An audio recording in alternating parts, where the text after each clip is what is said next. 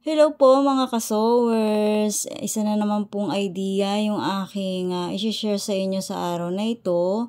Kaya naman hinihiling ko po na tapusin nyo yung video na ito hanggang dulo para magkaroon kayo ng idea kung ano itong ginagawa ko at paano ko siya ginawa. At syempre kung may mga ritaso kayo dyan, makakatulong ito sa inyo na gumawa ng isang kapaki-pakinabang na bagay na pwede nyong mapakinabangan.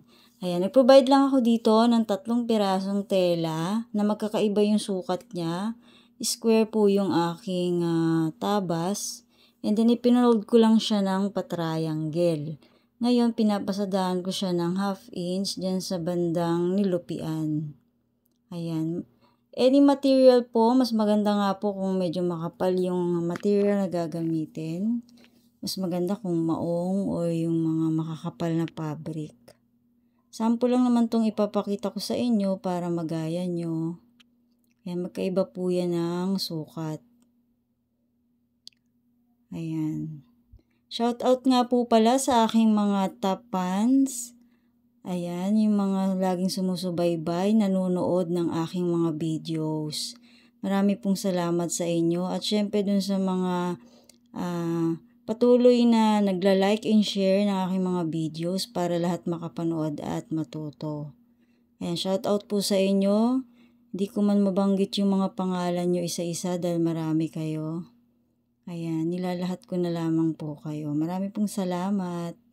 Ayan, pagkatapos ko nga pong pasadahan na yung pinaglupian, isasalansan ko na po sila ng may mga sukat po yan. Pwede pong 3 inches, pwedeng 2.5. Ayan, nasa inyo na po kung gaano kalapad yung pagitan ng bawat tela. Pwede rin po ang 4 na layer, pwedeng 5. Sa akin po ay 3 layer lamang. Pinold ko lang siya sa gitna at minarkingan para alam ko kung saan banda yung gitna nila. Dahil papasadahan ko po yan sa bandang gitna. Ayan, salansan ko uli or i-align. Pagpantayin nyo po yan. Yan, papasadahan ko yan sa gitna.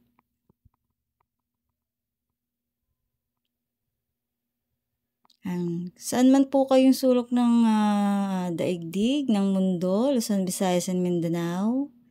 Ayan, sa ibang bansa. Magandang araw, gabi, umaga sa inyong lahat. Kung saan nga po nakakarating ang video na ito, pwede po kayong mag-comment dyan sa comment section. Or di kaya naman magtanong or ano yung pwede nyong masabi about dito sa video na ito. Ayan, maraming salamat po. Pagkatapos ko po nga pasadahan sa gitna, yung bandang gilid naman po yung pinasadahan ko para naman po nakapix yung tahi niya. Hindi na siya gagalaw-galaw. Ayan. Pagkatapos niyan ay gugupitan ko yung mga excess niya ng tela para pantay-pantay naman po siya.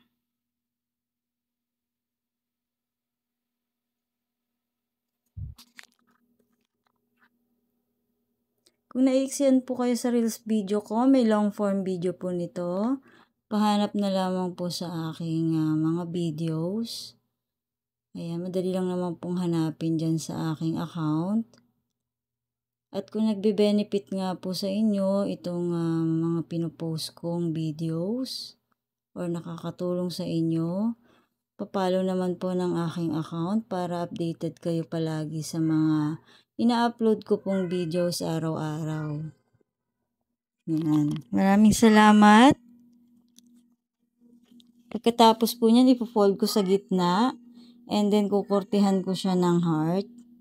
Nasa inyo kung pwede nyo siyang markingan muna bago gupitin o kung kaya nyo naman pong direct siyang gupitin. Ayan, ayan na po yung kinalabasan niya nung nagupit ko siya. Courting heart nga po pala itong ginagawa ko. Alam ko po nagkakaroon na kayo ng idea kung ano itong ginagawa ko. Isa po siyang simpleng organizer lang yung lagayan ng mga anik-anik natin. Ayan, nilagyan ko na rin siya ng strap or pinakasabitan niya. para kapag binayas ko na siya ay mahagip siya ng bias. Ay magprovide din po kayo ng bias nyo. Kahit anong kulay dyan sa mga ginamit nyo na yan na tela. Pwede namang mga ritaso lang, pwede nyo pagtagpi-tagpiin. Pwede naman po yun. Ayan. Kayo na pong bahala magpaganda sa inyong ginagawang organizer. Ayan, medyo hindi maganda yung aking pagkakakabit ng bias dyan. Medyo mahirap i-bias to kasi courting heart siya. Compare dun sa mga straight lang, madali siyang i-bias.